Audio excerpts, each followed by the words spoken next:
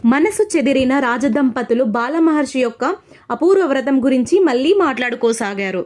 గంపంత గండం గడచిందని, బిడ్డ బతికి బయటపడిందని మురిశాం. మా అన్న కొడుక్కి వివాహం చేసుకొని అల్లుణ్ణి కూతుర్ని కన్నుల పండుగగా చూసుకోవాలని కొండంత ఆశపడ్డాం. దేవుడు మన ఆశలు, కోరికలు ముక్కలు చేశాడు.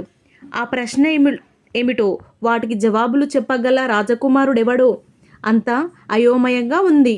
బిడ్డకి వివాహం అవుతుందో లేదో అంటూ మంజులాదేవి కంటతడి పెట్టింది. అమ్మాయి చెప్పిన దానిని మీరైనా గట్టిగా కాదనలేకపోయారు. ఇప్పుడేం దారి? కుర్రది తెలియక మాటిస్తే మాత్రం మనమిద్దరము పోయి బాలమహర్షి పాదాల మీద పడి, స్వామి, తెలియక పిల్ల మాటిచ్చింది, మా అమ్మాయికి అలాంటి ఘోరవ్రతము వద్దండి అని ప్రార్థించుకుంటే కాదంటాడా?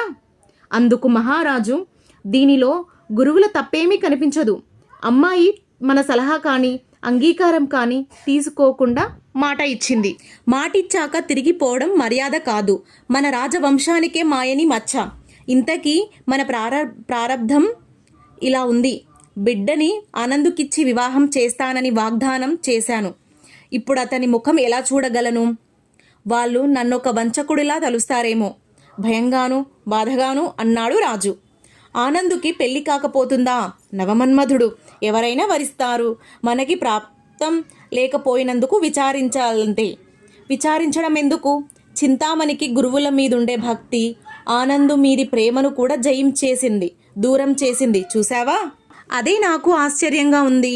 ఆనందు కోసం ఎంత కలవరించేది, ఇప్పుడేమో అతని దూరం కావడానికి కూడా సిద్ధమై గురువాజ్ఞ ప్రకారం ఘోరము అమానుషము అయిన వ్రతం పూనింది. ఒక్క విషయంలో మాత్రం నాకు గట్టిగా నమ్మకం ఉంది అంది మంజుల. ఏ విషయంలో? మన చింతామణి తెలివి తక్కువది కాదు, పొరపాటు చెయ్యదు, బుద్ధిమంతురాలు, వివేకవతి, ఎంతో దూరం ఆలోచించే గురువులకు మాటిచ్చి ఉంటుంది.